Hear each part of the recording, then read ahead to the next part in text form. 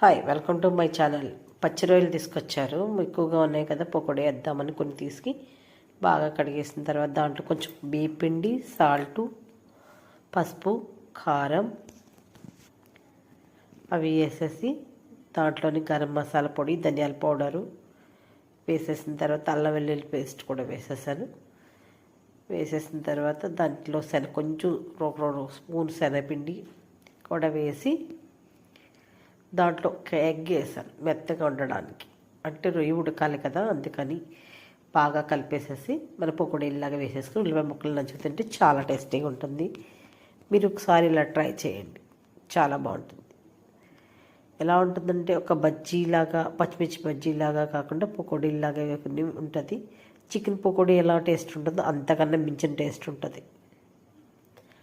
నచ్చితే లైక్ చేయండి, షేర్ చేయండి, సబ్స్క్రైబ్ చేసుకోండి. చూడండి, మనకు కలిపేటప్పుడు కొంచెం గ్రేవీగా ఉన్నట్టయితే కనుక మనం కొంచెం దాంట్లో శనగపిండి వేసుకుని కలుపుకోవచ్చు. క్రిస్పీగా రావాలంటే బియ్యం పిండి వేసుకోవాలి కొంచెం. నచ్చినాయి కదా.